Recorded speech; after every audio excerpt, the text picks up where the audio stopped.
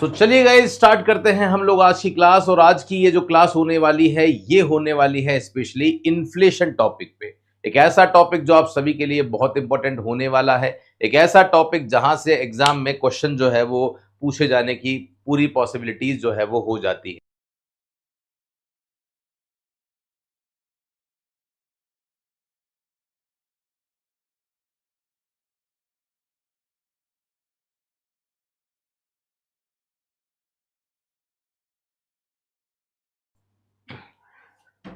So guys एक नया topic हमने स्टार्ट किया है जिस टॉपिक का नाम है इन्फ्लेशन, जिसे मुद्रास्फीति के नाम से जानते हैं। आपके सिलेबस का एक बहुत ही मोस्ट इंपॉर्टेंट टॉपिक है जिस टॉपिक को हम आज इस क्लास में पढ़ेंगे और पूरे कॉन्सेप्ट को समझने की कोशिश करेंगे।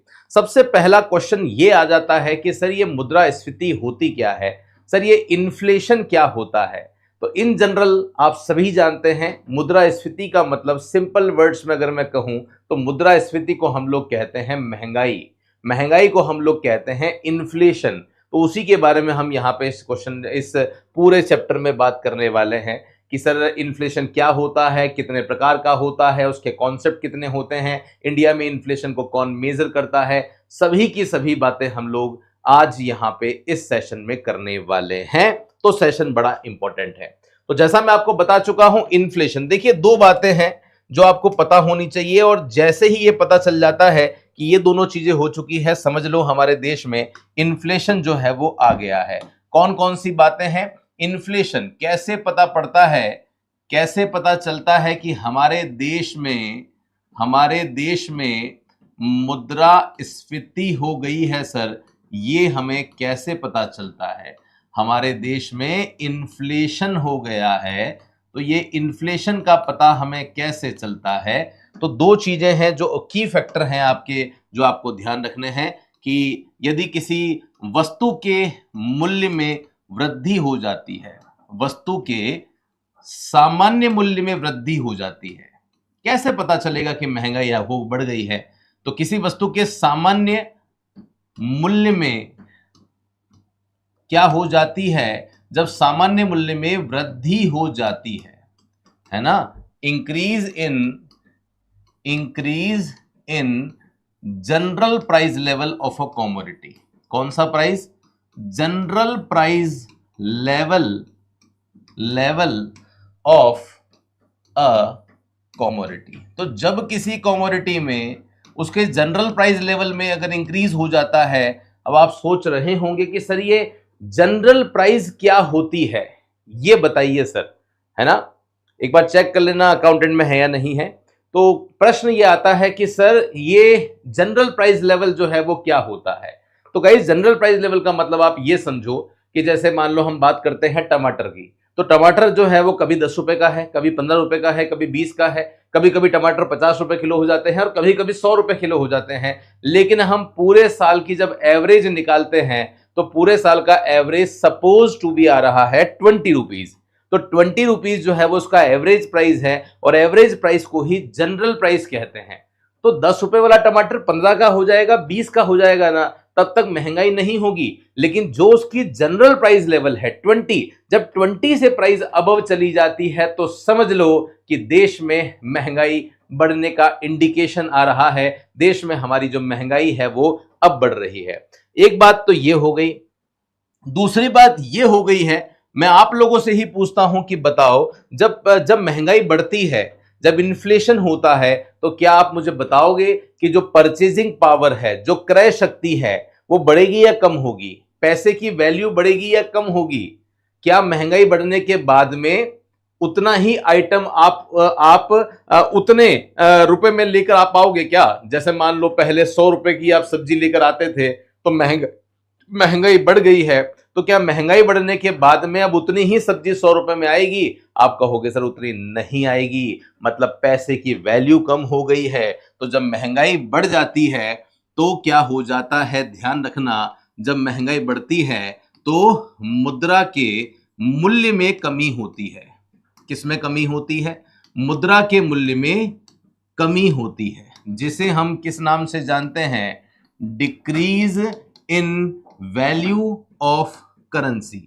हम कहते हैं कि करेंसी की जो वैल्यू है वो वैल्यू हमारी क्या हो गई है, कम हो गई है। तो इसे भी हम इन्फ्लेशन के नाम से ही जानते हैं, है ना। एक और बात यहां हो जाती है, जब महंगाई बढ़ जाती है तो उपभोक्ता की जो क्रय शक्ति है ना, जब महंगाई बढ़ जाती है तो उपभोक्ता की जो क्रय शक्ति है वो भी क्या हो जाती है, कम हो जाती है ना।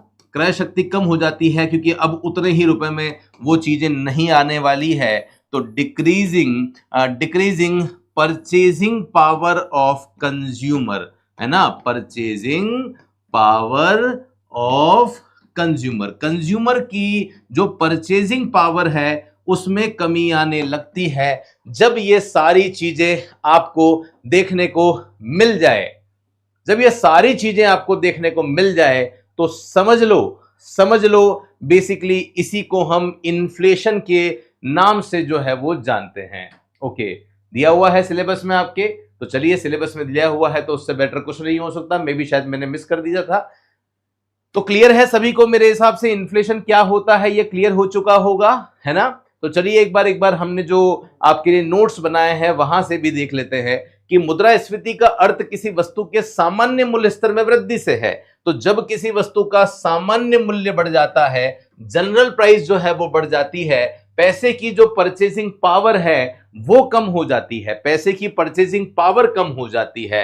Rise in the general price level of goods and decrease in the purchasing power of money, जब ऐसा हो जाए तो समझ लो इसी को इन्फ्लेशन का नाम जो है वो दिया जाता है। तो सरल शब्दों में इन्फ्लेशन का मतलब होता है अर्थव्यवस्था में वस्तु और सेवाओं के औसत मूल्य में वृद्धि से है। बार बार मैं यहां एवरेज प्राइस की बात कर रहा हूं, किसकी बात कर रहा हूं, एवरेज प्राइस की बात कर रहा हूं, यह आप ध्यान रखेंगे। इसका मतलब इकोनॉमी में मुद्रा की पूर्ति या संचलन जो है वो बढ़ जाता है, मनी का सर्कुलेशन बढ़ जाता है, क्योंकि अब खर्चा करने के लिए हमें और ज्यादा वस्तुओं की आवश्यकता जो है वो होती है। मेरे हिसाब से यहां तक तो आप सभी को सब कुछ क्लियर हो चुका होगा, कोई दिक्कत कोई प्रॉब्लम मेरे हिसाब से नहीं होगी।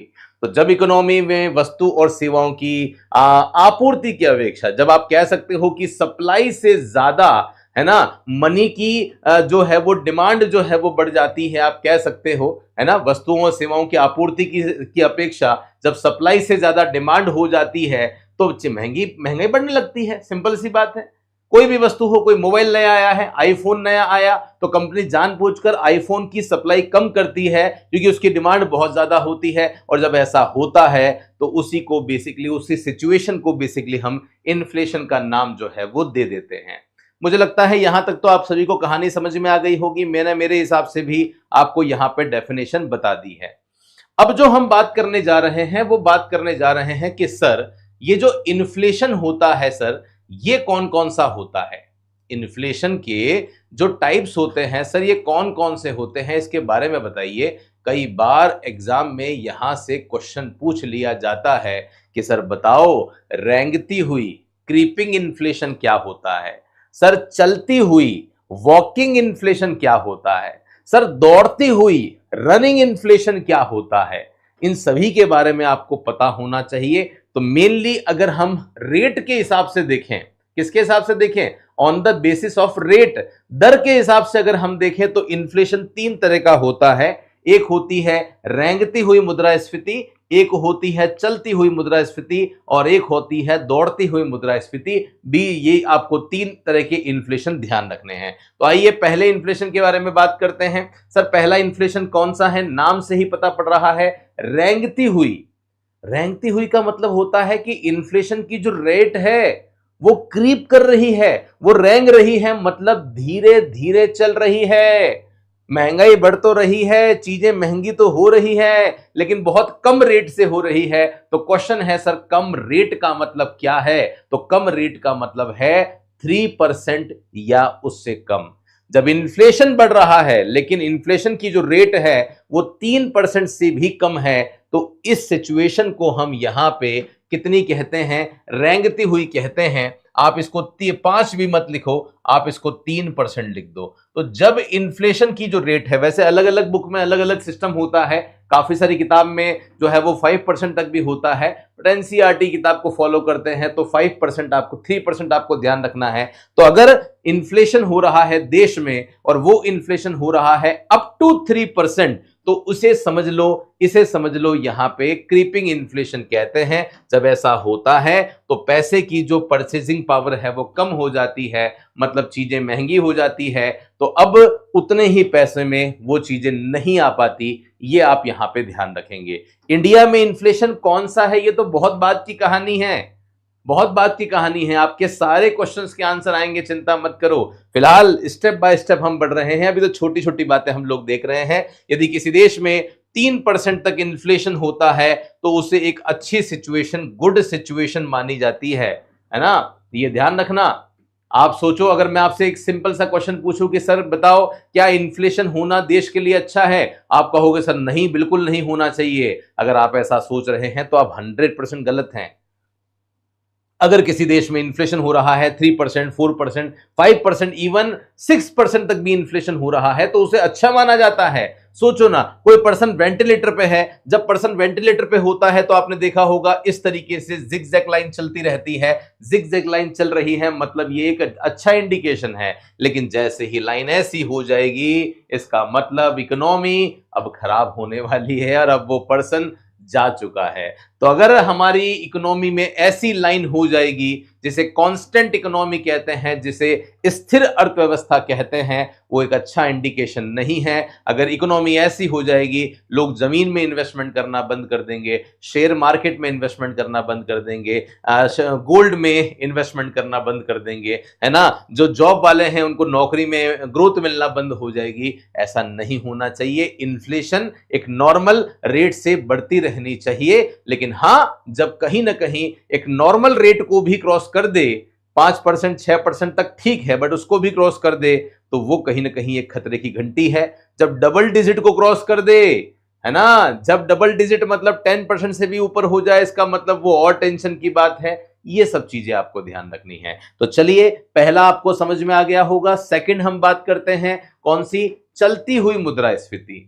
अब सर ये चलती हुई मुद्रास्फीति का मतलब क्या होता है, तो चलती का मतलब यहां पे होता है वॉकिंग, मतलब अब इन्फ्लेशन जो है वो धीरे धीरे चल रही है। पहले तो रेंग रही थी, जैसे जो बच्चा है वो क्रीप करता है वैसे, अब यहां पे चल रही है। तो यहां इन्फ्लेशन की जो रेट है वो क्या है, इन्फ्लेशन की रेट यहां 5 से 10% के बीच में है ना। कई किताबों में ये 3 से 10 के बीच में भी है, लेकिन इसमें अपने को कंफ्यूज नहीं होना है, इसमें कंफ्यूज नहीं होना है। नॉर्मली एग्जाम में क्वेश्चन यही आएगा कि जब 5% से कम इन्फ्लेशन है या 3 से कम है तो कौन सा है, तो रेंगती हुई है, क्रीपिंग है। एग्जाम में क्वेश्चन आता है कि बताओ जब 10% से कम इन्फ्लेशन है तो कौन सा होता है, तो आंसर हमारा वॉकिंग इन्फ्लेशन होता है, ध्यान रखना। लेकिन मैक्सिमम रेट आप ध्यान रखो, जब वॉकिंग की मैक्सिमम रेट 10% है, जब इन्फ्लेशन की रेट 10% तक होती है तो उसे चलती हुई मुद्रास्फीति कहा जाता है।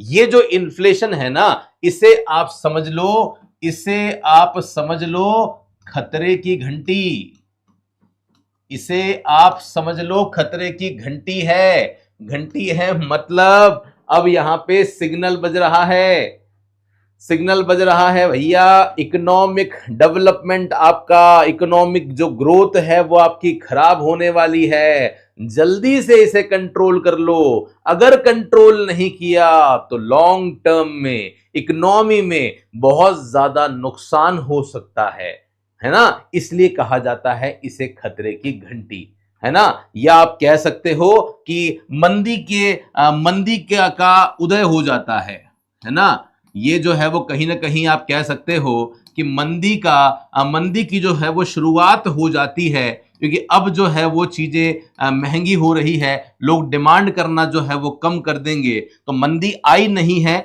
लेकिन मंदी की जो शुरुआत है वो यहां पे हो चुकी है। इन्फ्लेशन की रेट 8%, 9% तक हो चुकी है। इसे कंट्रोल करना कंपलसरी हो जाता है, नहीं तो इन्फ्लेशन जो है वो एक भयानक रूप ले सकती है। क्या आप समझ गए हो क्या होता है क्रीपिंग, क्या होता है वॉकिंग, मेरे हिसाब से समझ में आ गया होगा। तो कंट्रोल करना जरूरी है, कंट्रोल नहीं करोगे तो लॉन्ग टर्म में देरी हो जाएगी, लॉन्ग टर्म में देरी होगी तो डिमांड कम होगी, और डिमांड कम होगी तो कहीं ना कहीं मंदी की शुरुआत जो है वो यहां से होने लग जाती है। कोई डाउट यहां तक सभी को क्लियर हो चुका होगा। कहानी को आगे बढ़ाते हैं। अब जो अगली इन्फ्लेशन रेट होती है सर, वो कौन सी होती है? उसे कहा जाता है दौड़ती हुई मुद्रास्फीति। पहले रेंग रही थी, अब चल रही थी, अब दौड़ रही है। दौड़ रही है इसका मतलब इन्फ्लेशन की रेट डबल डिजिट को टच कर चुकी है। और जब इन्फ्लेशन की जो रेट होती है वो 10 से 20% होती है। कितनी होती है? 10 से 20%। तो 10 से ज्यादा और 20 से कम अगर इन्फ्लेशन की रेट हो जाती है तो ये हमारा बेसिकली दौड़ती हुई मुद्रास्फीति होती है, और ये आप कह सकते हो अत्यंत घातक होती है। ये हमारी क्या होती है? ये हमारी जो है वो अत्यंत घातक होती है। ये बहुत डेंजरस सिचुएशन है।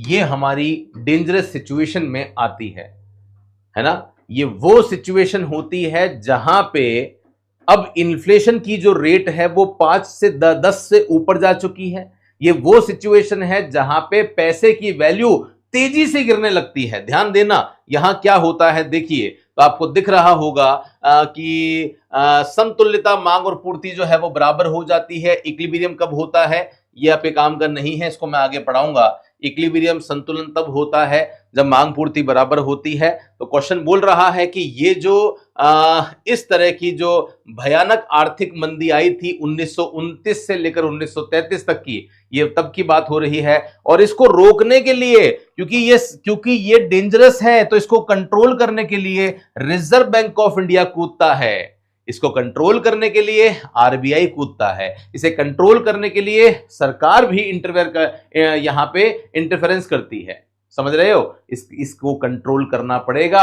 आरबीआई आती है, कंट्रोल करती है, और आरबीआई इस सिचुएशन को कंट्रोल करने के लिए जो पॉलिसी बनाती है उसे मॉनेटरी पॉलिसी कहते हैं, मौद्रिक नीति कहते हैं। ये मुझे लगता है आप सबको पता होगा। और सरकार जो पॉलिसी बनाती है इन्फ्लेशन को कंट्रोल करने के लिए, उस पॉलिसी को हम फिस्कल पॉलिसी, जिसे राजकोषीय नीति के नाम से जानते हैं। क्लियर है? और एक बात यहां पे और नोट कर सकते हैं कि यहां पे क्या होता है, यहां मुद्रा के मूल्य में, यहां क्या होता है, यहां मुद्रा के जो मूल्य होते हैं उसमें तेजी से कमी आती है। जब मुद्रा के मूल्य में तेजी से क्या होती है, कमी आती है ना? Speedly decrease value of currency की वैल्यू जो है वो बहुत स्पीड से जो है वो डाउन होती है। जब ऐसा होने लग जाए तो समझ लो एक डेंजरस सिचुएशन आ गई है। जब ऐसा हो जाता है, आपको पता है कि जब मनी की वैल्यू कम हो जाती है, तो डिमांड जो है वो बहुत स्पीड से नीचे आ जाती है, और जब डिमांड नीचे आ जाती है मतलब देश में मंदी आ जाती है। और मंदी को रोकने के लिए मौद्रिक नीति और राजकोषीय नीति दोनों ही प्रकार की नीतियां बनाई जाती है। ये तीनों सिचुएशन मैंने आपको यहां पे बता दी है। तो आशा करता हूं आपको समझ में आ गया होगा। तो रेट के आधार पर ध्यान रखना, रेट के आधार पर 3 तरह की इन्फ्लेशन जो है वो होती है।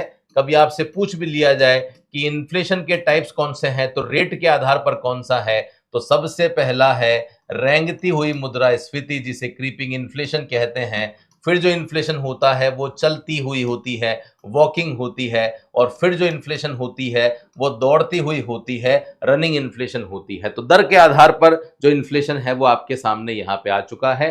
नेक्स्ट हम बात कर रहे हैं, अब जो हम बात कर रहे हैं वो है सिचुएशन कौन सी? वो है सिचुएशन हाइपर इन्फ्लेशन। हाइपर समझ रहे हो आप? अभी तक हमने देखा 0 से 5, 5 से 10, 10 से 20। लेकिन अगर हमारा इन्फ्लेशन की जो रेट है वो 20% को भी क्रॉस कर चुकी है, 20% को भी क्रॉस कर चुकी है,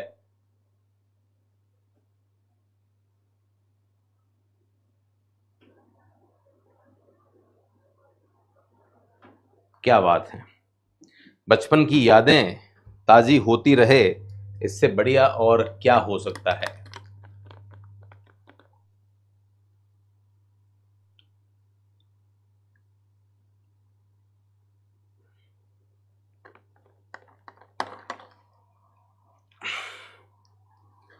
तो मुझे लगता है यहां तक तो आप सभी को सारी बातें, सारे कॉन्सेप्ट जो है वो अच्छे से क्लियर हो चुके होंगे। कहीं कोई दिक्कत, कहीं कोई समस्या मेरे हिसाब से तो नहीं है। मेरे हिसाब से मुझे लगता है, चलिए जी,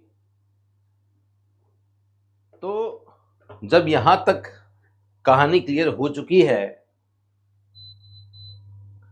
तो हम कहानी को और आगे बढ़ाते हैं। अब हम जो बात कर रहे हैं वो कर रहे हैं सर, हाइपर इन्फ्लेशन की बात कर रहे हैं। हाइपर इन्फ्लेशन को ही हम अच्छा, इसमें ना थोड़े से नाम आपको याद रखने पड़ेंगे, नाम कंफ्यूज करते हैं। हाइपर इन्फ्लेशन को ही गैलोपिंग इन्फ्लेशन कहते हैं। गैलोपिंग, ये नाम ध्यान रखेंगे आप, hyper inflation, galloping inflation. Hindi में कहते हैं अति तीव्र मुद्रास्फीति, और ये गैलोपिंग का नाम तो गैलोपिंग ही है। तो ये नाम आपको ध्यान रखने हैं।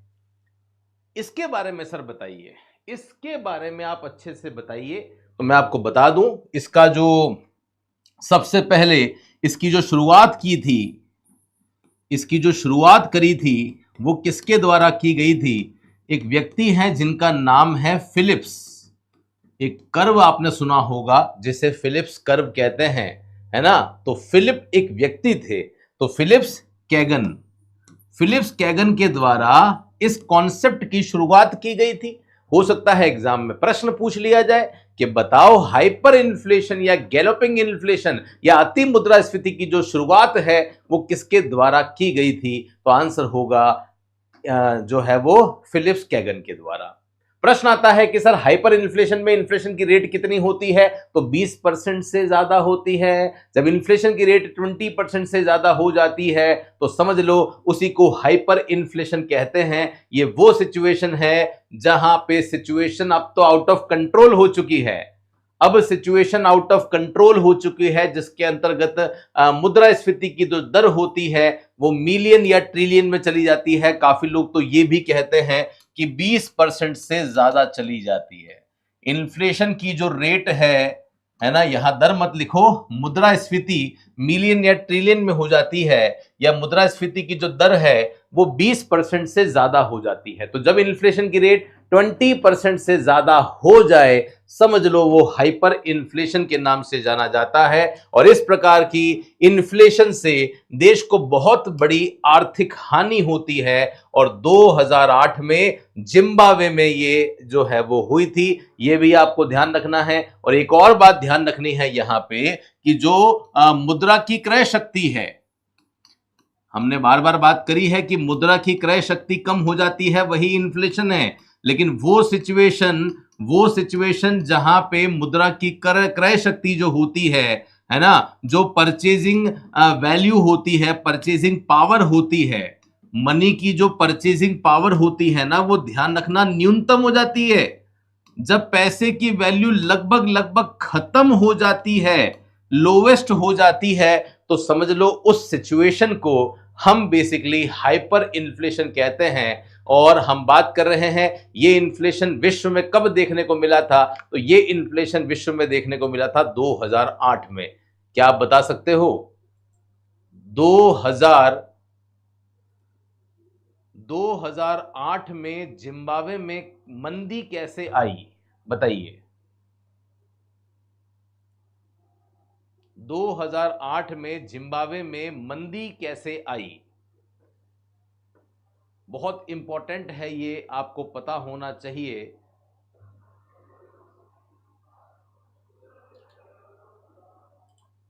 क्या हुआ था ऐसा 2008 में? अगर आपने कहीं एक इंसिडेंट जो है वो पढ़ा हो तो आपको पता है। मैं जिस समय की बात कर रहा हूं ना, मैं 2008 के जिस समय की बात कर रहा हूं, ये वो समय है जब एक एक नोट जो है ना वो 80 लाख करोड़ रुपए का हो गया था। बच्चे, छोटे छोटे बच्चे जो हैं वो नोट लेके घूमते थे। 2008 में जिम्बाब्वे की सरकार ने $10 ट्रिलियन का नोट जारी किया था। सोच सकते हो आप, 10 ट्रिलियन नोट का मतलब होता है भारत की जो करेंसी है उसमें 10 लाख करोड़ रुपए। छोटे छोटे काम को करने के लिए, मतलब आप समझो झाड़ू लगाने वाला जो है ना, उसको भी भर भर कर नोट मिलते थे। क्यों? क्योंकि पैसे की वैल्यू ही खत्म हो गई थी। एक चॉकलेट, एक ब्रेड का पैकेट लेके जाना है तो आपको भर भर के, बक्सा भर के सोचो नोट लेके जाने पड़ते थे, और तब आपको वहां से जो है वो ब्रेड का पैकेट मिलता था। ये होती है महंगाई। आपके माइंड में बहुत बार आता होगा ना, आता है बहुत बार माइंड में कि यार सरकार जो है वो लगातार नोट जारी क्यों नहीं करती, सरकार के पास तो मशीन है, तो सरकार लगातार नोट जारी क्यों नहीं करती। किया ना, किया इन्होंने किया है, आप देख सकते हो। इन्होंने जब किया, जिम्बाब्वे ने जब किया, तो तभी तो उनको जो है वो $1 ट्रिलियन का जो नोट है वो जारी करना पड़ा। ये अपने आप में कितनी बड़ी बात है। $100 ट्रिलियन का नोट जारी करना अपने आप में कितनी बड़ी बात है ना। तो सरकार को उस समय लग रहा था कि देश में महंगाई से निपटने के लिए करोड़ के नोट जो है वो छापकर जनता को बांट दो तो आर्थिक संकट से मुक्ति मिल जाएगी। यही तो सोचा था जिम्बाब्वे ने, लेकिन ऐसा नहीं हुआ। यह ऐसा समय था जब जिम्बाब्वे की करेंसी के हिसाब से करोड़ों डॉलर के जो नोट हैं वो छोटे छोटे बच्चों के हाथ में रहते थे। पैसे की वैल्यू जो है वो खत्म हो चुकी थी। आप समझ सकते हैं कि ये अपने आप में कितनी बड़ी बात थी, और भयंकर जो है वो मंदी आ गई, और सरकार को अपनी गलती का एहसास भी हुआ, बिल्कुल एहसास हुआ। उस समय जिम्बाब्वे महंगाई और खाद्य संकट से जूझ रहा था, और इस समय ये हालत किसकी है? इस समय ये हालत श्रीलंका की, पाकिस्तान की, तुर्की की, अर्जेंटीना की, लगभग ऐसी ही हालत है, लगभग ऐसी ही हालत है। लेकिन आज ये वो गलती नहीं करेंगे जो गलती उस वक्त जो है वो की गई थी। डन है? तो मुझे लगता है एक आपको आइडिया लग गया होगा कि उस वक्त ऐसा क्या हुआ था कि जिम्बाब्वे में जो है वो मनी एक्सेस अमाउंट में प्रिंट कर दी थी। तो ये गैलोपिंग इन्फ्लेशन आपको समझ में आ गया होगा। अगला प्रश्न यहां पे है, अब हम बात कर रहे हैं types of inflation on the basis of causes. अभी तक हमने देखा कि रेट के आधार पर इन्फ्लेशन कितने हैं। तो रेट के आधार पर 4 इन्फ्लेशन ध्यान रखने हैं, ठीक है, जिसमें हाइपर इन्फ्लेशन भी आ जाता है। अब हम बात कर रहे हैं यहां पे कि सर कारण के आधार पर जो इन्फ्लेशन है वो कौन कौन सा होता है। अब आइए इसके बारे में हम यहां पे चर्चा करने जा रहे हैं। अब हम किसके बारे में बात कर रहे हैं कि सर कारण के आधार पर इन्फ्लेशन कौन कौन सा होता है, और जो पहला इन्फ्लेशन आपको दिख रहा है वो ही इन्फ्लेशन अपने आप में बहुत ही ज्यादा महत्वपूर्ण हो जाता है।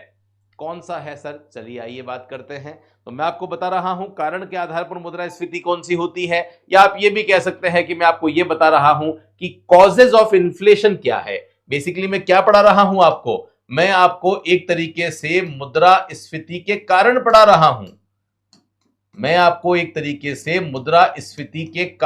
रहा हूं। कारण क्या है, कॉजेस क्या है इन्फ्लेशन के? तो देखिए इन्फ्लेशन का सबसे बड़ा, सबसे मेन रीजन जो होता है वो ये होता है कि डिमांड आगे आगे भाग रही है और सप्लाई पीछे पीछे भाग रही है। समझ रहे हो?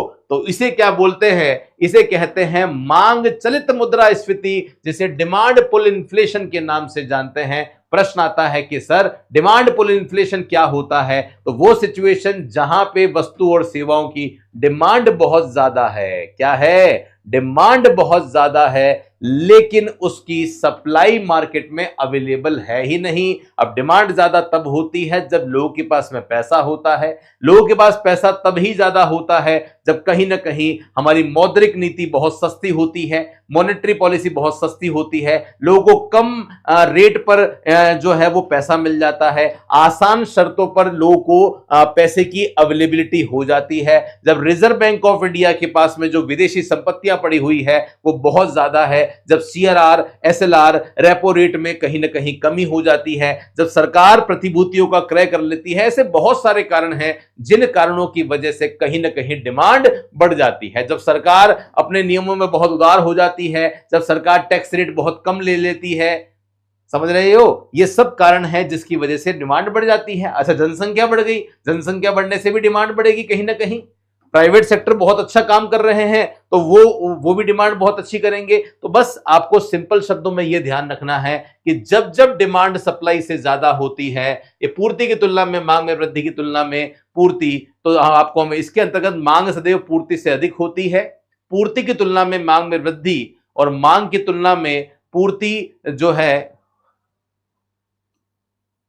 पूर्ति की तुलना में मांग में जब वृद्धि हो जाए तो समझ लो उसी को मांग चलित मुद्रास्फीति के नाम से जानते हैं। इस प्रकार की मुद्रास्फीति वस्तु और सेवाओं के क्रय हेतु अत्यधिक मुद्रा की उपलब्धता को बनाती है। मांग पूर्ति, अधिक मुद्रा की उपलब्धता, सरकारी व्यय में वृद्धि, वर्तमान में वृद्धि, इन सभी पे डिपेंड करती है। मतलब मैंने सिंपल सी बात आपको बता दी है, वो बात आपको यहां पे दिख रही होगी कि जब हमारी डिमांड ज्यादा होती है, सप्लाई कम होती है, तो कहीं ना कहीं ऐसा कब होता है? जब लोगों के पास पैसा ज्यादा होता है। जब पैसा ज्यादा होता है तो उस सिचुएशन में लोग खर्च ज्यादा करते हैं, खर्च ज्यादा करते हैं तो सरकार भी खर्च ज्यादा करती है। उस सिचुएशन में जो प्राइस है वो बढ़ जाता है। भाई सिंपल सी बात है, डिमांड ज्यादा हो रही है, तो जब डिमांड ज्यादा हो रही है तो अपने आप ही वो जो चीज है वो महंगी हो जाती है। ये मैंने आपको बता दी है। तो डिमांड साइड जो मॉनेटरी पॉलिसी है, या ये जो कारण है, मांग पक्षीय जो कारक हैं, वो क्यों क्यों होते हैं मैंने आपको बता दिया है। सिंपल शब्दों में आपको पता होना चाहिए डिमांड पुल इन्फ्लेशन क्या होता है। तो जब डिमांड आगे आगे भागती है, सप्लाई पीछे पीछे भागती है, तो वो जो इन्फ्लेशन आता है उसी को हम डिमांड पुल इन्फ्लेशन का नाम दे देते हैं। ओके, दूसरा यहां पे आ जाता है, और वो दूसरा क्या है? लागत प्रेरित मुद्रास्फीति। जो सेकंड आ जाता है वो क्या आ जाता है?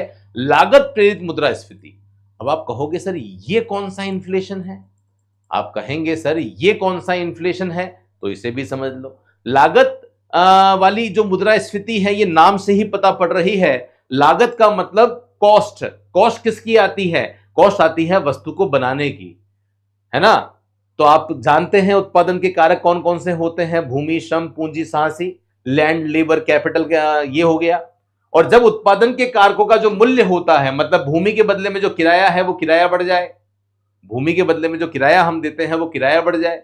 मतलब मकान मालिक ने कहा अब हम मैं ज्यादा किराया लूंगा। हमने जिनसे पैसा उधार ले रखा है, बैंक वालों ने कहा हम ज्यादा ब्याज लेंगे, मजदूरों ने कहा हम ज्यादा मजदूरी लेंगे। तो जब उत्पादन के कारकों में वृद्धि होने से जब महंगाई हो जाती है, उसे लागत प्रेरित मुद्रास्फीति कहते हैं। देखिए, जब उत्पादन के कारकों के मूल्य, मतलब ब्याज, किराया, पारिश्रमिक लाभ, इन सभी में वृद्धि होने से जब चीजें महंगी हो जाती है तो उसे लागत प्रेरित मुद्रास्फीति के नाम से जाना जाता है। इसे आपूर्ति, सप्लाई शॉक इन्फ्लेशन भी कहते हैं, क्योंकि कारण जो है वो लागत में वृद्धि है। भारत जैसे विकासशील देश में कच्चे तेल का मूल्य बढ़ जाता है तो सभी चीजें महंगी हो जाती है। ये आपको ध्यान रखनी है, जिसे लागत प्रेरित मुद्रास्फीति के नाम से जाना जाता है।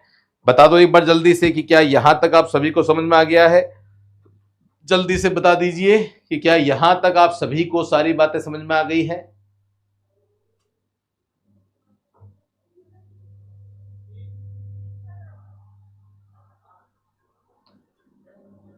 डन है यहां तक सभी को? फटाफट से बता दो, फिर हम आगे बढ़ रहे हैं। हम बात कर रहे हैं कारण के आधार पर मुद्रास्फीति कौन सी होती है। तो जो कारण के आधार पर होती है उसके बारे में हम यहाँ पे चर्चा कर रहे हैं।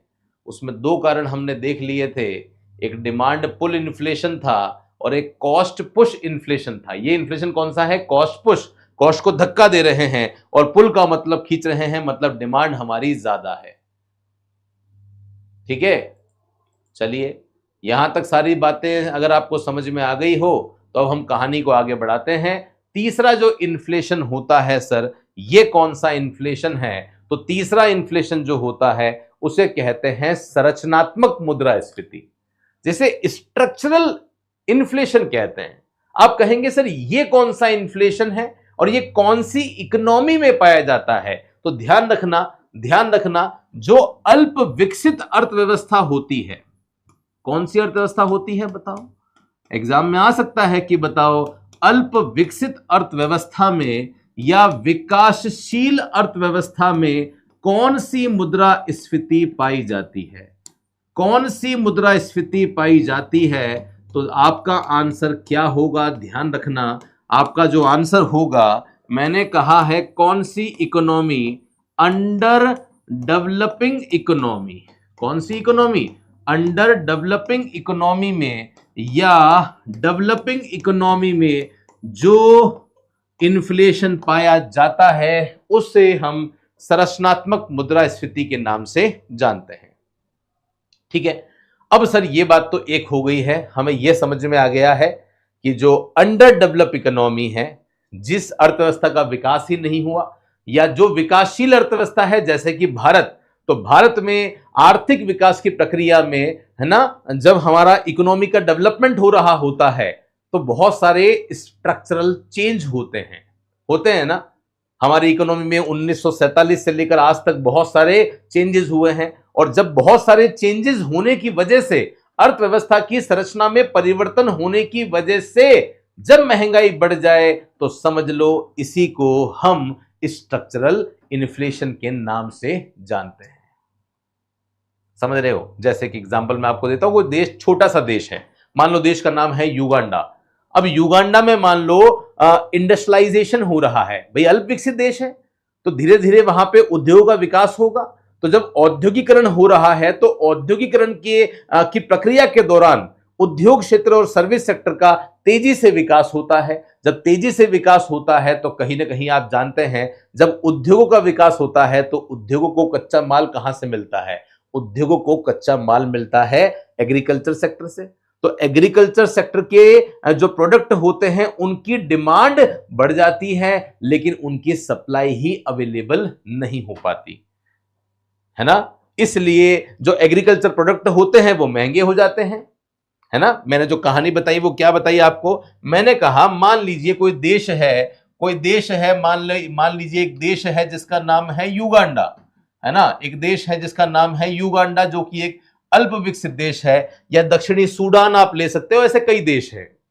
अब युगांडा एक देश है जहां पे क्या हो रहा है, जहां पे औद्योगिकरण हो रहा है। वहां की सरकार जो है वो औद्योगिकरण पे अब जो है वो फोकस कर रही है।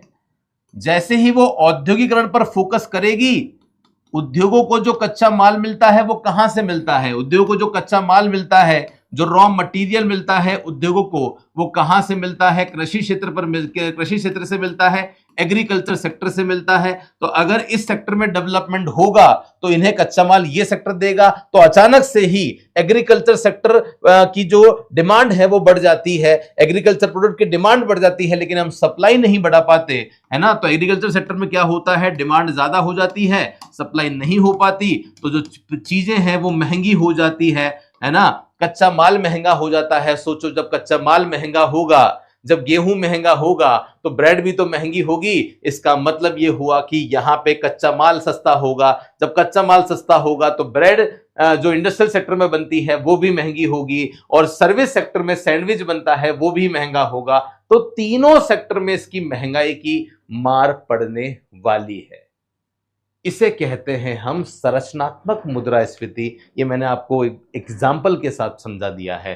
तो समझने की कोशिश करें कि सरकारी नीतियों के कारण इस प्रकार की मुद्रास्फीति उत्पन्न होती है। मौसम और ऋतु संबंधी में स्थितियों में आपूर्ति में कमी, सप्लाई में कमी हो जाती है, और आने वाली बाधाओं के कारण यह मुद्रास्फीति हो सकती है। भारत में देखो, मैंने कहा था ना विकासशील अर्थव्यवस्था में, तो भारत में जो इन्फ्लेशन का रीजन है वो संरचनात्मक ही होता है। कौन सा होता है? संरचनात्मक ही होता है। डन है? यहां तक सभी को समझ में आ गया होगा।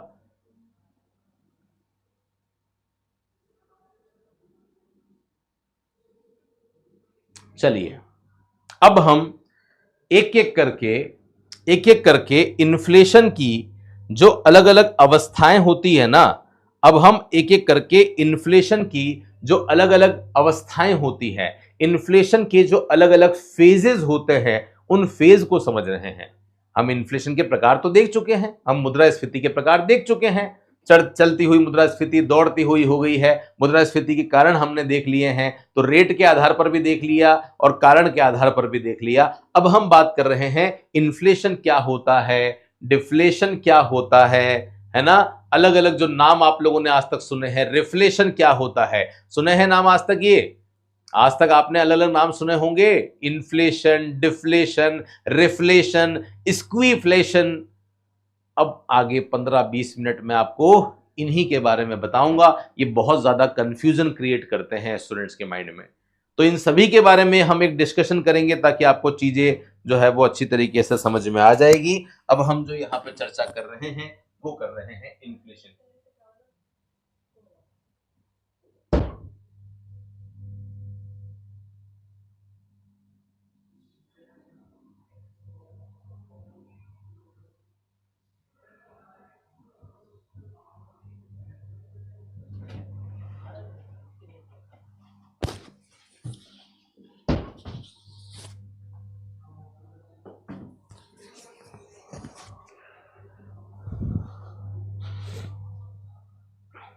देखिएगा,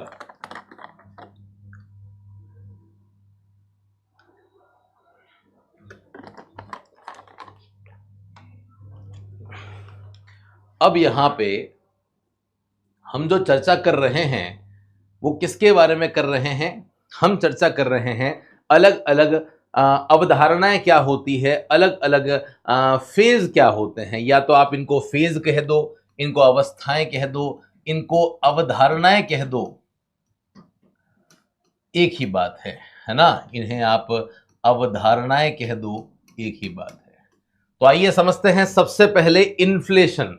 मुझे नहीं लगता आप लोगों को इन्फ्लेशन बताने की जरूरत है। इन्फ्लेशन क्या होता है? जहां पे वस्तु और सेवाओं का मूल्य उसके औसत मूल्य से बढ़ जाता है, जहां एवरेज जो प्राइस है वो हमारा बढ़ जाता है। क्या बात है, क्या बात है, बहुत बढ़िया, वेरी गुड कल्पना। तो इन्फ्लेशन क्या होता है ये बताने की जरूरत नहीं है। एक ऐसी सिचुएशन जिसमें मुद्रास्फीति की जो दर है, इन्फ्लेशन की जो रेट है और बेरोजगारी की जो दर है, दोनों हाई पाई जाती है। ये बहुत इंपॉर्टेंट पॉइंट है, ये बहुत इंपॉर्टेंट पॉइंट है। स्टूडेंट यहां पे गलती कर देते हैं। इन्फ्लेशन वो सिचुएशन होती है जहां इन्फ्लेशन की जो रेट है, जहां महंगाई की जो दर है वो भी बढ़ती है। अब आप सोचो, अगर महंगाई बढ़ रही है, अगर महंगाई बढ़ रही है जैसे हमने देखा था हाइपर इन्फ्लेशन में, तो जब महंगाई बढ़ती है तो कहीं ना कहीं चीजें महंगी होती है। जब चीजें महंगी होती है तो डिमांड कम होती है। कहानी समझना, कहानी यहां बताता हूं। मुझे एक बात बताओ, जब जब कहीं ना कहीं इन्फ्लेशन होता है, जब इन्फ्लेशन होता है तो इन्फ्लेशन होने से क्या होता है? इन्फ्लेशन होने से जो प्राइस है वो बढ़ जाता है। जब प्राइस बढ़ जाता है तो कहीं ना कहीं जो डिमांड है वो कम हो जाती है। जब डिमांड कम हो जाती है तो मार्केट में प्रोडक्शन कम हो जाता है। जो प्रोडक्शन कम हो जाता है तो मार्केट में जो अनएम्प्लॉयमेंट है, मार्केट में जो अनएम्प्लॉयमेंट है जिसे बेरोजगारी कहते हैं, बताओ आपके हिसाब से बढ़ेगी या कम होगी? बताओ। जब इन्फ्लेशन होता है, मेरे हिसाब से हिंदी वाले भी समझ ही जाएंगे, जब मुद्रास्फीति होती है, महंगाई होती है तो वस्तुओं के मूल्य बढ़ते हैं। जब मूल्य बढ़ते हैं तो मांग कम हो जाती है। जब मांग कम हो जाती है तो जब डिमांड ही नहीं है तो प्रोड्यूसर क्या करेगा? प्रोड्यूसर कहीं ना कहीं प्रोडक्शन के लेवल को डाउन करेगा ना, तो उत्पादक उत्पादन को कम करेगा। जब उत्पादन ही कम हो रहा है तो लोगों को काम से बाहर निकाल दिया जाएगा। जब लोगों को काम से बाहर निकाल दिया जाएगा, इसका मतलब यह है कि जो बेरोजगारी है वो बढ़ जाएगी। तो आप हमेशा इस बात को ध्यान रखना कि जो इन्फ्लेशन होता है, इन्फ्लेशन में मुद्रास्फीति की स्थिति में मुद्रास्फीति की दर और बेरोजगारी की दर दोनों की दोनों उच्च पाई जाती है, दोनों हाई पाई जाती है, दोनों हाई पाई जाती हैं। मेरे हिसाब से ये क्लियर हो चुका होगा सभी को अच्छी तरीके से, कोई दिक्कत नहीं है। ये इकोनॉमी की एक दीर्घकालीन प्रवृत्ति को बताती है, क्योंकि दीर्घकालीन नहीं होती, लॉन्ग टर्म नहीं होती, तो कहीं ना कहीं इन्फ्लेशन हमारा रेंगता हुआ होता, चलता हुआ होता, दौड़ता हुआ होता। पर अब तो महंगाई आ चुकी है, मतलब ये लॉन्ग टर्म है। और इन्फ्लेशन के परिणाम स्वरूप जो है वो वस्तु के इनपुट के मूल्य प्रभावित होते हैं। इनपुट मतलब कच्चा माल महंगा हो जाता है। बिल्कुल सही है। तो मेरे हिसाब से इन्फ्लेशन तो आप सभी को समझ में आ गया है। अब मैं बताऊंगा आपको डिफ्लेशन क्या होता है, डिफ्लेशन क्या होता है, डिसइंफ्लेशन क्या होता है, अवमंदन क्या होता है, अवमंदन क्या होता है ना, और इसका जो चक्र है वो क्या होता है, रिफ्लेशन क्या होता है, इसके बारे में बात करेंगे। तो चलिए सबसे पहले मैं आपको बताता हूं सर ये सर डिफ्लेशन क्या होता है। बहुत ध्यान से समझना, डिफ्लेशन सिचुएशन कौन सी होती है इस बात को समझो। तो एक बात बताओ, अभी अभी हमने पढ़ा इन्फ्लेशन में क्या होता है, इन्फ्लेशन में वस्तु और सेवाओं की जो मांग है वो बढ़ जाती है। लेकिन जब डिफ्लेशन की बात करते हैं तो डिफ्लेशन में क्या होता है बताओ, डिफ्लेशन में कहीं ना कहीं जो वस्तु की पूर्ति है, जो सप्लाई है ना, डिफ्लेशन में क्या होता है, वस्तु की जो और सेवाओं की जो सप्लाई है ना वो डिमांड से कम हो जाती है। मैंने क्या कहा कि जो पूर्ति है, वस्तु और सेवाओं की जो पूर्ति है, वस्तु और सेवाओं की जो सप्लाई है वो कम हो जाती है। किससे? मांग से कम हो जाती है। वो सर कम हो जाती है किससे? डिमांड से कम हो जाती है। अब आप कहोगे सर कि सप्लाई की अपेक्षा जो है वो कहीं ना कहीं जो है वो हमारी क्या हो जाती है, नहीं सॉरी एक सेकेंड, जब सप्लाई की अपेक्षा डिमांड कम हो जाती है। जस्ट उल्टा, हमने इन्फ्लेशन में क्या पढ़ा, इन्फ्लेशन ने हमको ये सिखाया कि जब डिमांड बढ़ जाती है और सप्लाई कम हो जाती है तो वो इन्फ्लेशन है, होता है ना। जस्ट इसका रिवर्स कर दो, जब मार्केट में क्या होता है, जब मार्केट में सप्लाई ज्यादा है, जस्ट रिवर्स बोल रहा हूं मैं, यहां डिमांड ज्यादा थी सप्लाई कम है। जब मार्केट में सप्लाई तो ज्यादा है लेकिन सप्लाई की कंपैरिजन में डिमांड जो है वो कम है, इस सिचुएशन को हम डिफ्लेशन कहते हैं। इसी सिचुएशन को हम क्या कहते हैं, इसी को हम मुद्रा संकुचन कहते हैं। इसी को हम बोलो क्या कहते हैं, मुद्रा संकुचन कहते हैं। संकुचन का मतलब कॉन्ट्रैक्शन होता है। अब यहां पे मुद्रा का क्या हो रहा है, अब यहां मुद्रा का संकुचन हो रहा है। इसी को हम अवस्फीति भी कहते हैं। इसी को हम क्या बोलते हैं, ध्यान देना, इसे हम क्या बोलते हैं, इसे हम बेसिकली मुद्रा अवस्फीति का नाम देते हैं। ये जो डिफ्लेशन है ना, डिफ्लेशन को ही अवस्थिति कहते हैं, स्फीति कहते हैं। बच्चे बहुत ज्यादा कंफ्यूज होते हैं इसमें, बहुत ज्यादा कंफ्यूज होते हैं, है ना। ये जो यहां जो लिखा हुआ है ना अप, ये अप नहीं है, ये अवस्थिति है। जो अप होता है ना वो हम आगे जाके पढ़ेंगे, जिसे हम लोग जो है वो किस नाम से जानते हैं, डिसइन्फ्लेशन के नाम से जानते हैं। ये नाम यहां पे गलत लिखे हुए हैं, ये नाम यहां गलत लिखे हुए हैं, समझ रहे हो आप लोग। तो disinflation is when inflation rate fall below current level but still more than 0%, it is better than deflation. क्या बात है, मजा आ गया, बहुत बढ़िया। तो डिसइन्फ्लेशन और डिफ्लेशन में फर्क समझने की कोशिश करना। मैं क्या बताना चाह रहा हूं, सबसे पहले मैं बात कर रहा हूं मुद्रा। एक तो होती है मुद्रा स्फीति, एक होती है अवस्थिति। एक क्या होती है, अवस्थिति। अवस्थिति को ही हम मुद्रा संकुचन कहते हैं। मुद्रा संकुचन है मतलब कहीं ना कहीं कॉन्ट्रैक्शन हो रहा है।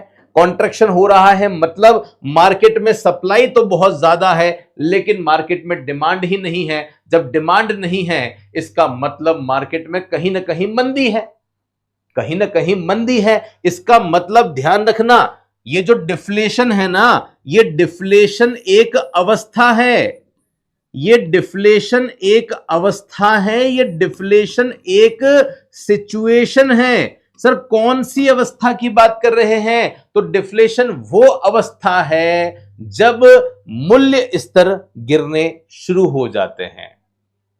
डिफ्लेशन अवस्फीति मूल्य स्तर के गिरने की अवस्था है, ध्यान रखना,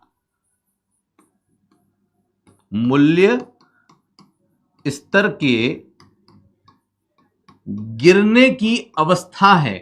it is a situation of price decreasing.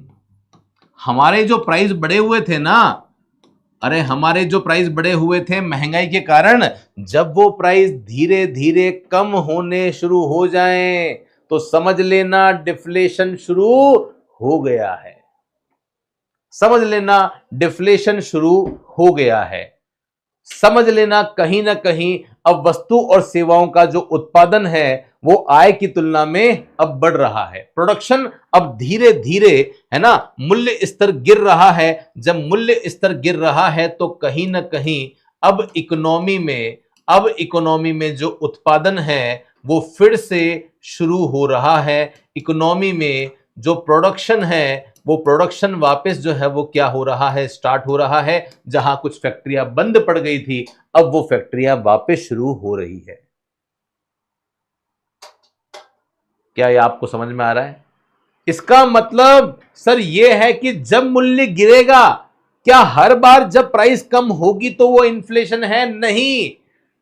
जब प्राइस बढ़ी हुई है और बढ़ी हुई प्राइस जब है, जब कम हो जाती है, that situation is called deflation. ये स्टूडेंट को समझ में नहीं आता, ये समझ में नहीं आता। क्या मेरी बात आपको समझ में आ रही है?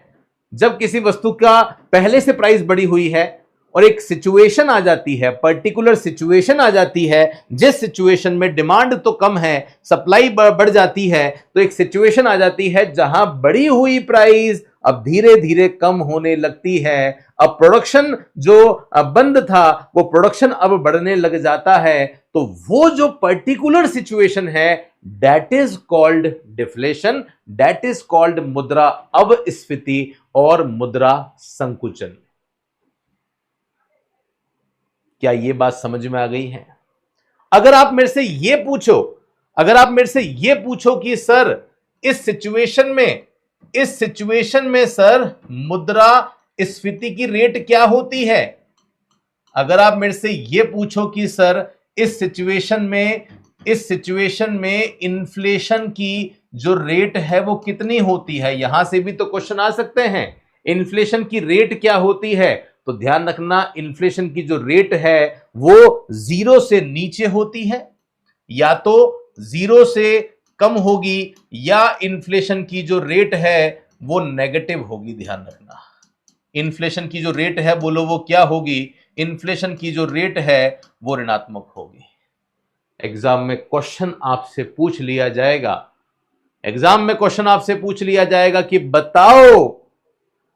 बताओ जब इन्फ्लेशन की रेट 0 से कम या नेगेटिव चली जाती है उस सिचुएशन को क्या कहते हैं? उस सिचुएशन को मुद्रा संकुचन, उस सिचुएशन को मुद्रा अपस्फीति, उस सिचुएशन को डिफ्लेशन कहा जाता है। बताओ जब वस्तु के बढ़े हुए मूल्य धीरे धीरे कम होने लग जाएं उस सिचुएशन को क्या कहते हैं? तो उस सिचुएशन को भी संकुचन या अपस्फीति या डिफ्लेशन के नाम से जाना जाता है। तो आशा करता हूं डिफ्लेशन समझ में आया होगा कि डिफ्लेशन में जो प्राइस है वो गिरने लगता है लेकिन प्रोडक्शन बढ़ने लगता है। प्राइस तो बढ़ने लगता है, प्राइस कम होने लगता है, लेकिन प्रोडक्शन जो है वो बढ़ने लगता है।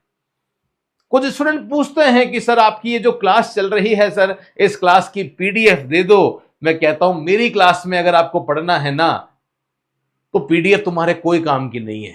मेरी क्लास में पढ़ने के लिए पहले मेरे से कॉन्सेप्ट आप समझो और कॉन्सेप्ट समझने के बाद में उसको अपनी कॉपी में हैंड टू हैंड लिखो, तो ही मेरी क्लास इफेक्टिव है इकोनॉमिक्स की। बाकी मेरी क्लास इफेक्टिव आपके लिए नहीं होगी, मैं आपको सीरियसली बोल रहा हूं। समझना पड़ेगा कॉन्सेप्ट को, समझोगे, धीरे धीरे पढ़ोगे तो एक बार अगर आपने समझ लिया ना तो कभी भूल नहीं पाओगे। और आज की ये क्लास बहुत इंपॉर्टेंट होने वाली है, मैं बार बार बता रहा हूं आपको। मुझे लगता है डिफ्लेशन सभी को समझ में आ गया होगा। डिफ्लेशन क्या होता है? डिफ्लेशन में वस्तु के जो मूल्य है वो बढ़ने लग जाते हैं। डन है? इन्फ्लेशन हो गया है सर, डिफ्लेशन हो गया है सर, अब हमें सर डिसइन्फ्लेशन बता दो। अब हमें डिसइंफ्लेशन बता दो, अब हमें सर मुद्रा अपस्फीति बता दो। ये अपस्फीति है, एक और नाम है। हिंदी मीडियम वालों की थोड़ी समस्या ज्यादा है, हिंदी मीडियम वालों के लिए समस्या ज्यादा है। हिंदी मीडियम वालों के लिए एक और शब्द ध्यान रखना है, इसी को हम विस्फीति भी कहते हैं। इसी को हम क्या बोलते हैं? विस्फीति। तो अपस्फीति और विस्फीति एक ही है, जिसे डिसइंफ्लेशन का नाम दिया जाता है। बोलो क्या नाम दिया जाता है? जिसे जो नाम दिया जाता है वो नाम दिया जाता है, बोलो क्या? जिसे डिसइंफ्लेशन कहते हैं। इससे पहले डिफ्लेशन पढ़ा था। Deflation, inflation, deflation, inflation, deflation. Inflation में प्राइस बढ़ जाती है और डिफ्लेशन में जो बढ़ी हुई प्राइस है वो कम हो जाती है। मेरी बात समझे आप? मेरी बात समझे? प्राइस बढ़ रही है तो इन्फ्लेशन है। आप इसे एक डायग्राम से समझाऊं आपको? एक डायग्राम से समझाऊं? जब हमारी प्राइस बढ़ रही है, इसका मतलब वो इन्फ्लेशन है। लेकिन बढ़ी हुई प्राइस जब कम हो जाती है, जब बढ़ी हुई प्राइस कम हो जाती है, तो उस सिचुएशन को हम डिफ्लेशन कहते हैं। समझ गए? ये मुद्रास्फीति है, ये मुद्रा अवस्फीति है। डन है? चलिए बढ़ रहा हूं मैं अगले क्वेश्चन पे, अगले कॉन्सेप्ट पे। क्या है कॉन्सेप्ट सर? अब हम पढ़ रहे हैं डिसइंफ्लेशन क्या होता है, मुद्रा अवस्फीति क्या होती है, जिसे विस्फीति भी कहा जाता है। प्रश्न है क्या होता है सर, ये बताओ। तो मैं पहले अपने शब्दों में बता दूं आपको, जो लिखा हुआ है मैं उसको बहुत बाद में पढ़ता हूं, पहले मैं अपने तरीके से बताता हूं। तो ध्यान रखना, ये जो डिसइंफ्लेशन है ये भी एक अवस्था है, ये भी एक अवस्था है, ये भी एक सिचुएशन है, ये भी एक सिचुएशन है।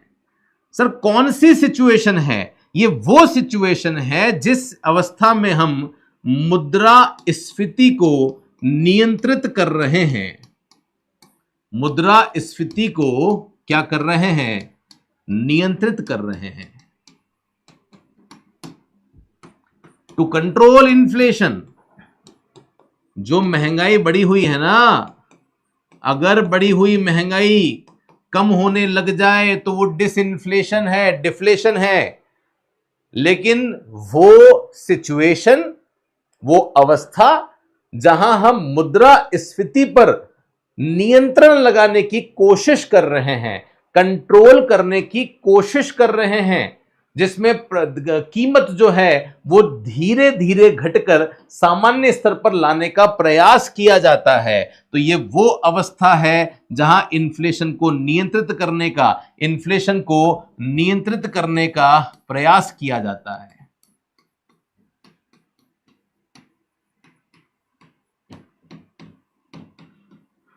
प्रयास किया जाता है। हम कोशिश कर रहे हैं कि जो हमारी बढ़ी हुई प्राइस है ना, वो बढ़ी हुई प्राइस धीरे धीरे जनरल प्राइस पे आ जाए, जनरल प्राइस पे आ जाए। इसमें इन्फ्लेशन की रेट कम होती जाती है लेकिन पॉजिटिव बनी रहती है। ध्यान रखना, इसमें इन्फ्लेशन की रेट क्या होगी? इसमें जो मुद्रास्फीति दर है, इसमें जो मुद्रास्फीति जो दर होती है ना, जो इन्फ्लेशन की रेट होती है, इसमें जो इन्फ्लेशन की रेट होती है वो कितनी होती है? 0 से ज्यादा ही होती है। ध्यान रखना, 0 से ज्यादा होती है लेकिन पॉजिटिव होती है। ध्यान रखना, 0 से ज्यादा होती है लेकिन पॉजिटिव होती है। जबकि डिफ्लेशन में इन्फ्लेशन की रेट 0 से भी कम हो जाती है, 0 से भी कम हो जाती है।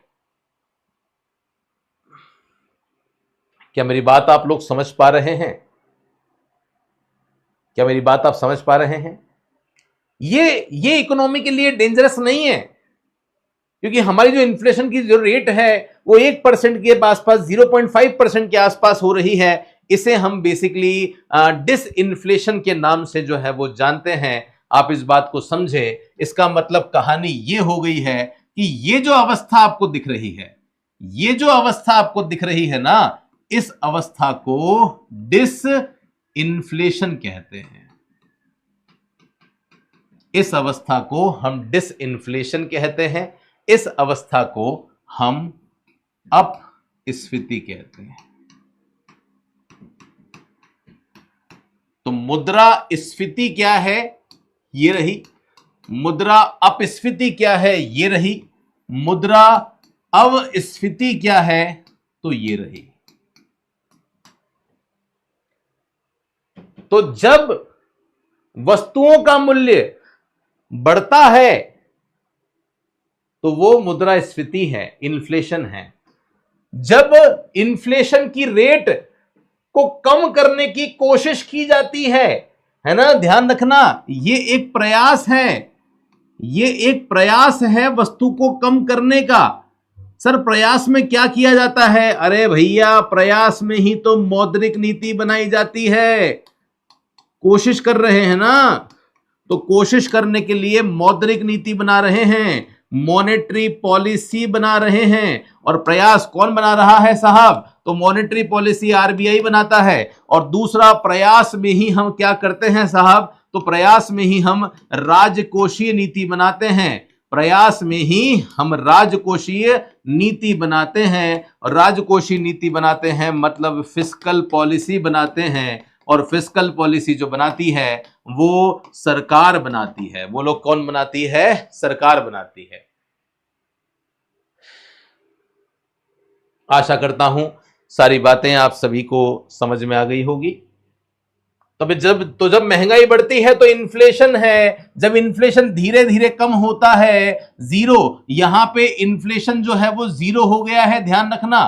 तो यहां से लेकर यहां तक की जो सिचुएशन है उस सिचुएशन को अपस्फीति कहते हैं, जहां मुद्रास्फीति को नियंत्रित करने की कोशिश की जाती है। जहां जो प्राइस बढ़े हुए हैं उस बढ़े हुए प्राइस को एक लेवल पे लाने की कोशिश जो है वो की जाती है, उसे हम बेसिकली इन्फ्लेशन के यहां पे डिसइन्फ्लेशन के नाम से जानते हैं। मौद्रिक नीति, राजकोषीय नीति जो है वो बनाई जाती है और ये इकोनॉमी के लिए डेंजरस नहीं है। लेकिन जब हमारा प्राइस बढ़ जाता है और बढ़ने के बाद जब हमारा प्राइस धीरे धीरे कम होने लगता है, तो वो सिचुएशन, जब बढ़ा हुआ प्राइस कम हो जाता है, उस सिचुएशन को अपस्फीति या उसे डिफ्लेशन के नाम से जो है वो जाना जाता है। एक बार जल्दी से बता दो स्टूडेंट्स, क्या आप सभी को इन्फ्लेशन, डिफ्लेशन, डिसइन्फ्लेशन क्या सभी को क्लियर हो चुके हैं? क्या मुझे लगता है आज तक शायद इतने अच्छी तरीके से क्लियर नहीं हुए होंगे, लेकिन अब मुझे लगता है आप सभी को बहुत अच्छे से क्लियर हो चुके होंगे। एक बार जल्दी से बताओ, फिर हम आगे बढ़ेंगे।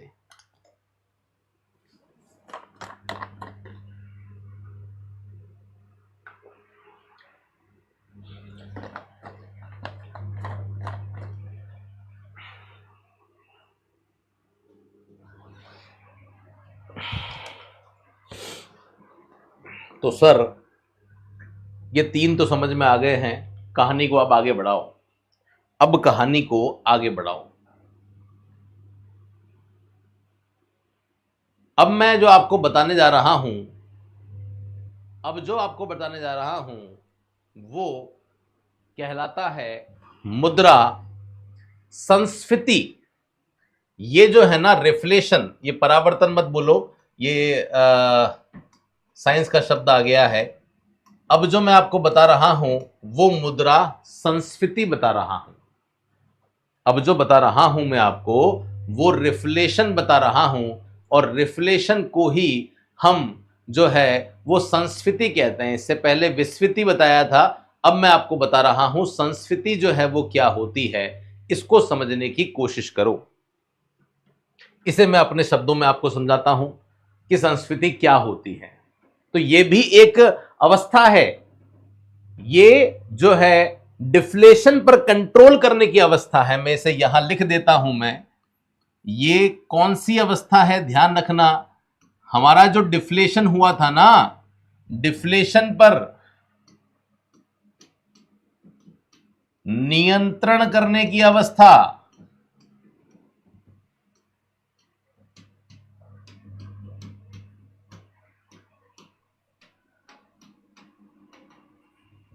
जो हमारा डिफ्लेशन हुआ था, यहां देखो डिफ्लेशन हो रहा है। इन्फ्लेशन पर कंट्रोल करने की अवस्था जो होती है वो डिसइंफ्लेशन होती है। फिर उसके बाद में प्राइस जो है वो धीरे धीरे कम हो रहा होता है, प्राइस धीरे धीरे जो है वो कम हो रहा होता है। लेकिन सोचो, अगर प्राइस बहुत ज्यादा कम हो जाए, डिफ्लेशन में तो प्राइस कम होता है ना, कम होता है ना, तो अगर प्राइस बहुत ज्यादा कम हो जाएगा तो उसको रिकवर कैसे करेंगे? Reflation is a policy to recover deflation. मजा आ गया, शानदार, बिल्कुल सही कहा आपने। तो मैंने यहां लिख दिया है, वैसे तो यहां लिख दिया है डिफ्लेशन जिसे हम कहते हैं ना, डिफ्लेशन को हमने क्या कहा था? अपस्फीति। तो अपस्फीति पर नियंत्रण करने की जो अवस्था होती है उसी को यहां पे संस्फीति कहा जाता है। तो सर यहां क्या किया जाता है ये भी बता दो। यहां क्या किया जाता है? यहां पे जो गिरे हुए प्राइस है, यहां हमारे जो गिरे हुए मूल्य हैं, उस गिरे हुए मूल्य को सामान्य मूल्य पे लाने की कोशिश की जाती है।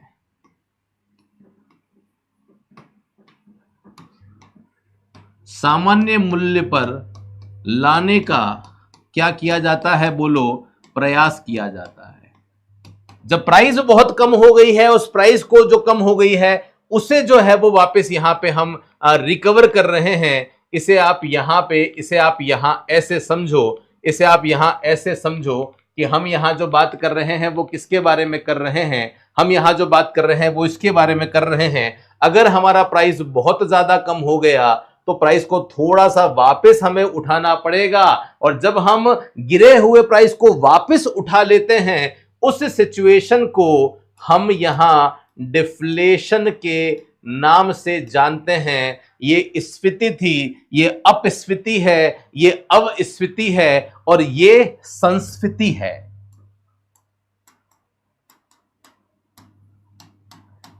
मुझे लगता है आप शायद समझ पा रहे होंगे अच्छी तरीके से कि कहानी क्या हो रही है।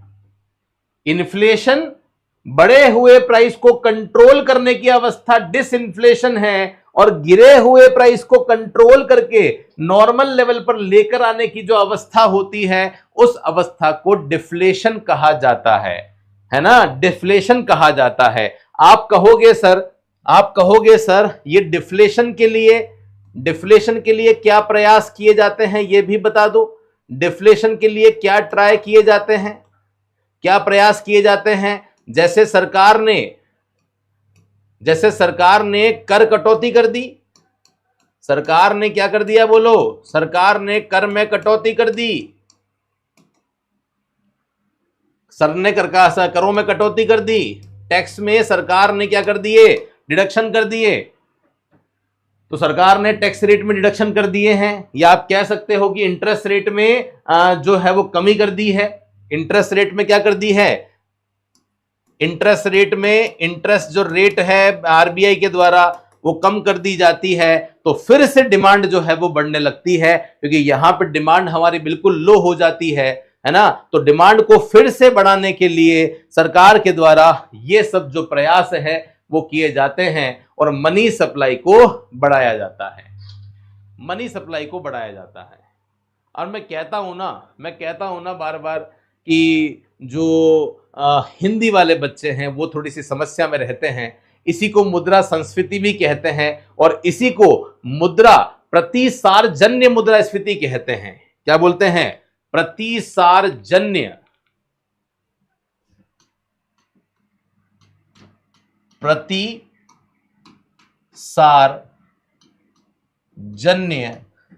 मुद्रास्फीति। मैं क्या कहूं, क्या करूं? हिंदी वाले बच्चों के साथ थोड़ी समस्या है, इंग्लिश वालों के साथ साथ में एक एक नाम है, इन्फ्लेशन, डिफ्लेशन, रिफ्लेशन, यही आपको ध्यान रखने हैं, है ना। तो मुद्रास्फीति की स्थिति अर्थव्यवस्था में कहीं ना कहीं बेरोजगारी की समस्या को कम कर देती है ना। ये ऐसा करने से क्या होता है, अभी मैंने आपको बताया था। ये जो प्रयास है, इन प्रयासों को करने से क्या होता है? इन प्रयासों को करने से हमारी इकोनॉमी में जो डिमांड है वो कहीं ना कहीं बढ़ने लग जाती है। हमारे इकोनॉमी में जो एम्प्लॉयमेंट लेवल है, जो रोजगार है, वो भी कहीं ना कहीं बढ़ने लग जाता है। जब ऐसी चीजें हो जाए तो समझ लो उसी को रिफ्लेक्शन कहा जाता है। मतलब हमारी इकोनॉमिक एक्टिविटी जो बंद हो गई थी वो वापस चालू हो जाती है। जो इकोनॉमिक ग्रोथ बहुत नीचे पहुंच गई थी वो भी वापस बढ़ जाती है, वो भी वापस बढ़ जाती है। ये बात आप ध्यान रखेंगे। 10 से 20% रेशियो अंजलि आप ध्यान रखेंगे, लगभग लगभग इतना ही रेशियो रहता है। डन है, सभी को समझ में आ गया है। तो जब मंदी की समस्या का समाधान कर दिया जाए और मंदी से निकलकर हम फिर से धीरे धीरे प्राइस को बढ़ाने की कोशिश करें तो समझ लो उसी को हम यहां पे डिसइंफ्लेशन का नाम देते हैं। आपके सेटिस्फेक्शन के लिए मैं एक बार पढ़ लेता हूं, थोड़ा सा आपको समझ में आ जाता है तो अच्छी बात है। उच्च स्तरीय आर्थिक विकास हेतु बेरोजगारी को कम करना, मांग को बढ़ाने के लिए सरकार के द्वारा जानपूर्वक ऐसी स्थिति पैदा की जाती है। इसके अंतर्गत सरकारी व्ययों में कटौती की जाती है, जिससे राजकोषीय घाटे जो है वो सरकार के बढ़ जाते हैं। मुझे लगता है यहां तक आपको समझ में आ गया होगा। अब हम बात कर रहे हैं कि सर ये अवमंदन क्या होता है। अब हम बात कर रहे हैं सर ये अवमंदन क्या होता है। आइए इसके बारे में हम कहानी को समझने की कोशिश करते हैं। यहां तक तो मुझे लगता है सारी बातें आपको समझ में आ गई है। अब जो हम बात कर रहे हैं वो किसके बारे में कर रहे हैं? अवमंदन के बारे में कर रहे हैं। क्या होता है अवमंदन?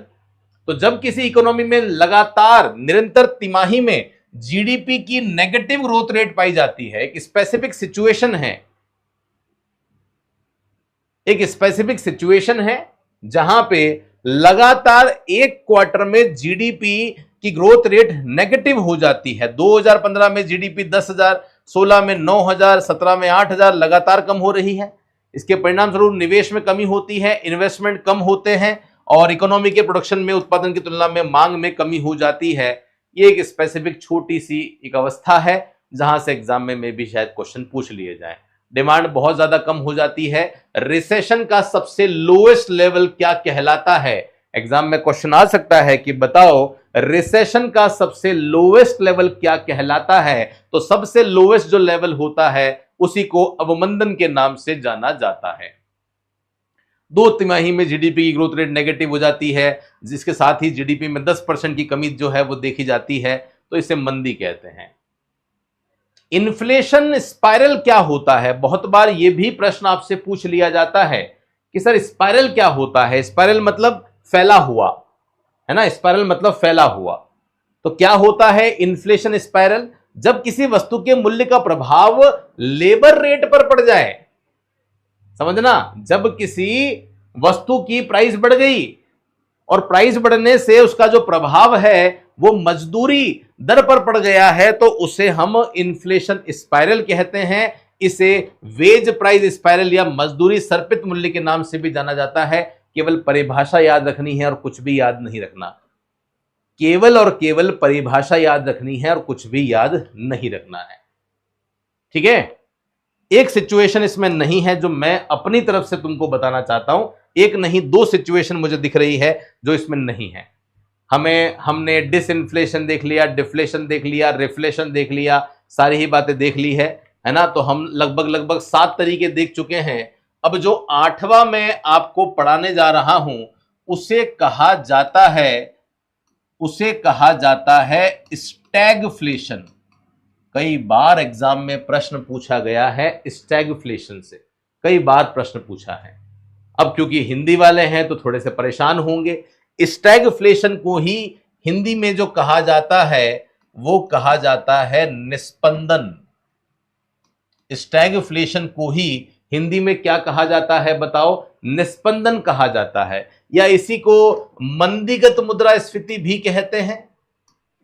इसी को क्या कहते हैं? मंदीगत मुद्रास्फीति। तो मंदीगत मुद्रास्फीति कहूं या स्टैगफ्लेशन, बहुत बार हिंदी वालों के लिए भी स्टैगफ्लेशन ही लिखा आता है। आपको पता होना चाहिए क्या होता है। अब क्वेश्चन आता है कि सर ये कौन सी सिचुएशन है, ये आप हमको बता दो। स्टैगफ्लेशन क्या होता है, ये ध्यान रखना। स्टैगफ्लेशन में दो चीजें एक साथ देखने को मिलती है, दो चीजें एक साथ देखने को मिलती है। जब हमारी अर्थव्यवस्था में मंदी, जब इकोनॉमी में डिप्रेशन, डिप्रेशन में आप जानते हो कि डिमांड हमारी कम हो जाती है, तो जब इकोनॉमी में डिफ्लेशन, मंदी और स्फीति, मुद्रास्फीति, इन्फ्लेशन साथ में देखने को मिल जाते हैं, मतलब यह हो गया है कि एक स्पेशल अवस्था, एक स्पेशल अवस्था, एक स्पेशल सिचुएशन, जिस सिचुएशन में मंदी और स्फीति दोनों साथ साथ देखने को मिल जाती है। आप जानते हैं जब मंदी होती है, बहुत बार मंदी की जगह जो शब्द यूज किया जाता है ना, वो बेरोजगारी किया जाता है, तो कोई गलत शब्द थोड़ी है। अगर मंदी की जगह बेरोजगारी शब्द का यूज किया जाए, अगर मंदी की जगह अनएम्प्लॉयमेंट यूज किया जाए तो कोई गलत बात नहीं है। एग्जाम में केवल डेफिनेशन से क्वेश्चन आ जाता है कि बताओ अनएम्प्लॉयमेंट, मुद्रास्फीति, मुद्रास्फीति और बेरोजगारी जब साथ साथ पाए जाते हैं तो उसी को निस्पंदन कहते हैं, उसी को बेसिकली हम जो है वो स्टैगफ्लेशन के नाम से जानते हैं। क्या आपको बात समझ में आ गई है? कहीं ना कहीं हमारी इकोनॉमिक ग्रोथ कम हो जाती है, बेरोजगारी जो है वो बढ़ने लगती है। कंट्रोल इसको नहीं किया जा सकता, कंट्रोल इसे नहीं किया जा सकता। डन है? समझ में आ गया? इसके डेफिनेशन से एग्जाम में क्वेश्चन पूछ लिया जाता है। एक और सिचुएशन मैं आपको बता देना चाहता हूं जिसे हम स्क्वीफ्लेशन के नाम से जानते हैं। जब पढ़ रहे हैं तो सब कुछ पढ़े ना, कुछ भी छोड़े क्यों। एक और सिचुएशन है जिसे स्क्वीफ्लेशन कहते हैं, हिंदी में भी इसे स्क्वीफ्लेशन ही कहते हैं। अब आप कहोगे सर ये स्क्वीफ्लेशन क्या होता है?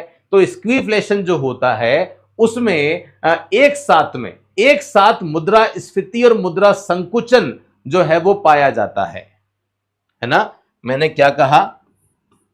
जब एक साथ मुद्रास्फीति, कुछ पहले जैसा ही लगेगा आपको, एक साथ मुद्रास्फीति मतलब इन्फ्लेशन तथा मुद्रा संकुचन मतलब कॉन्ट्रैक्शन पाया जाता है। वो परिस्थिति जब एक साथ में मुद्रास्फीति और मुद्रा संकुचन एक साथ पाया जाता है ना, स्थिति पाई जाती है, तो उसे स्क्वीफ्लेशन कहते हैं। अब इसका मतलब क्या है? इसका मतलब मुद्रास्फीति पाई जा रही है, मतलब मूल्य वृद्धि हो रही है। मूल्य वृद्धि का मतलब यहां मूल्य वृद्धि वास्तविकता में नहीं है, ध्यान रखना। मुद्रास्फीति का मतलब यहां पे क्या है? तो जब मुद्रास्फीति हो रही है, लेकिन ध्यान रखना यहां एक ही बात छोटी सी इंपॉर्टेंट है कि जो मुद्रास्फीति है वो एक विशिष्ट वस्तु में हो रही है, पूरे देश में महंगाई नहीं बढ़ रही है। जब पूरे देश में महंगाई नहीं बढ़ रही है, एक विशिष्ट वस्तु में, एक स्पेसिफिक गुड्स में जब महंगाई बढ़ती है, बोलो किसमें महंगाई बढ़ती है? जब एक स्पेसिफिक गुड्स में महंगाई बढ़ती है, पूरे सभी वस्तुओं में मूल्य वृद्धि नहीं होती, प्राइस इंक्रीज सभी में नहीं होता, किसी स्पेसिफिक गुड में प्राइस जो है वो बढ़ जाती है। जब ऐसा होता है तो कुछ स्पेसिफिक सेक्टर में हाई इन्फ्लेशन देखने को मिलता है, लेकिन कुछ स्पेसिफिक सेक्टर में प्राइस जो है वो कमी देखने को मिल जाती है, मूल्य स्तर में गिरावट देखने को मिल जाती है। ये दोनों चीजें एक साथ मिल जाती है, ये दोनों चीजें एक साथ देखने को मिल जाती है। ये बात आप यहां ध्यान रखेंगे, ये बहुत इंपॉर्टेंट बात है। आपने देखा होगा यहां जो स्फीति हो रही है, यहां जो स्फीति हो रही है वो सभी वस्तुओं में हो रही है। महंगाई जो बढ़ रही है वो सभी वस्तुओं में बढ़ रही है। तो जब सभी वस्तुओं में महंगाई बढ़े और मंदी भी हो जाए साथ में तो स्टैगफ्लेशन है। जबकि एक स्पेसिफिक वस्तु में अगर वस्तु मूल्य बढ़ जाता है और तो किसी में वस्तु का मूल्य बढ़ रहा है, किसी में कम हो रहा है, दोनों चीजें एक साथ मिल रही है, कहीं पे प्राइस बढ़ रही है, कहीं गिरावट हो रही है, ये सिचुएशन स्क्यूफ्लेशन के नाम से जानी जाती है। मुझे लगता है यहां तक आप सभी को सारी बातें अच्छे से समझ में आ गई होगी। इन्फ्लेशन के जो दो अलग अलग प्रकार होते हैं वो क्या होते हैं मैंने आपको बता दिया है। और स्टैगफ्लेशन अपने आप में बहुत इंपॉर्टेंट होता है। मैंने आपको बताया था कि स्टैगफ्लेशन जो होता है ना, उसमें कहीं ना कहीं हमारी आर्थिक प्रगति सुस्त हो जाती है, लेकिन बेरोजगारी और महंगाई दोनों हाई लेवल पर बनी रहती है, यह आपको ध्यान रखना है। तो एक ऐसी अवस्था जिसमें आर्थिक प्रगति की गति घट जाती है और बेरोजगारी के साथ साथ में महंगाई बनी रहती है, यह सिचुएशन आपको ध्यान रखनी है। मंदी है ना, मंदी है मतलब आर्थिक प्रगति जो है वो क्या हो गई है, कम हो गई है। अलग अलग नाम हो सकते हैं, आप कंफ्यूज मत होना बिल्कुल भी। एग्जामिनर तो देखो घुमाएगा आपको, मैं अलग अलग नाम लिख रहा हूं यहां पे। जब आर्थिक प्रगति, जब इकोनॉमिक प्रोग्रेस घट जाती है लेकिन बेरोजगारी बनी रहती है, इकोनॉमिक प्रोग्रेस बनी जो है वो घट जाती है लेकिन महंगाई लगातार बनी रहती है, उस सिचुएशन को स्टैगफ्लेशन के नाम से जानते हैं। ये कंसेप्ट ही 1960 के बाद आया। 1960 में तो लोग जानते भी नहीं थे कि ऐसा कुछ चीज होती है, लेकिन यस ये होता है। अब अगर आप मेरे से ये पूछ लो कि सर ये स्टैगफ्लेशन होता क्यों है, क्या रीजन होता है, तो स्टैगफ्लेशन का सबसे बड़ा जो रीजन होता है वो होता है सप्लाई में अनएक्सपेक्टेडली कमी आना। कभी कभी जो है वो पूर्ति में अप्रत्याशित कारणों से कमी आ जाती है। जब सप्लाई कम हो जाती है तो अपने आप ही जो प्राइस है वो उछल जाता है, बढ़ जाता है।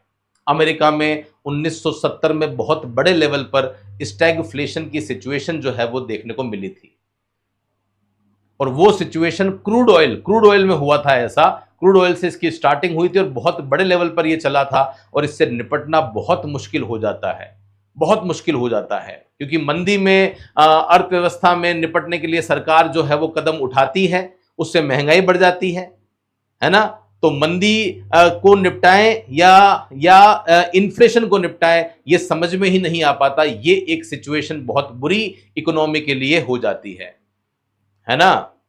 मनीष शर्मा जी, क्लास चल रही है, लाइव चल रही है, डन है मेरे हिसाब से। यहां तक सारी बात समझ में आ गई होगी। तो वो सिचुएशन जिसमें इकोनॉमिक डेवलपमेंट की गति घट जाती है, बेरोजगारी रहती है, महंगाई भी बढ़ जाती है, उसी को स्टैगफ्लेशन के नाम से जानते हैं। तो आप कह सकते हो कि स्टैगफ्लेशन बराबर उच्च बेरोजगारी प्लस उच्च मुद्रास्फीति, है ना। अगर आप मेरे से यहां एक फॉर्मूला भी पूछ लेते हो कि सर स्टैगफ्लेशन का एक फॉर्मूला होता है, क्या आप फॉर्मूला बता सकते हो? क्या होता है फॉर्मूला? मेरे हिसाब से एक फॉर्मूला होता है, वो क्या होता है? स्टैगफ्लेशन इक्वल टू उच्च बेरोजगारी, स्टैगफ्लेशन इक्वल टू उच्च बेरोजगारी, और उच्च बेरोजगारी के साथ में उच्च मुद्रास्फीति। उच्च मुद्रास्फीति जब ये दोनों चीजें देखने को मिल जाए, हाई इन्फ्लेशन और हाई अनएम्प्लॉयमेंट और हाई इन्फ्लेशन, ये दोनों साथ में जो है वो आपको देखने को मिल जाती है। आशा करता हूं आप सभी को बहुत बढ़िया तरीके से ये कहानी जो है वो समझ में आ गई होगी। बेरोजगारी और मुद्रास्फीति दोनों की दोनों जो है वो साथ में देखने को मिल जाती है। डन है सभी को, सारी बातें अच्छे से समझ में आ गई होगी, है ना। चलिए अब हमें एक तो ये देखना है कि इन्फ्लेशन का किस पर क्या प्रभाव पड़ता है। एक हमें ये देखना है, बहुत बार एग्जाम में जो क्वेश्चन है वो कोर इन्फ्लेशन पे पूछ लिए जाते हैं। बहुत बार एग्जाम में जो क्वेश्चन है वो कोर इन्फ्लेशन पे पूछ लिए जाते हैं। कोर इन्फ्लेशन को ही हेडलाइन इन्फ्लेशन भी कहते हैं, है ना।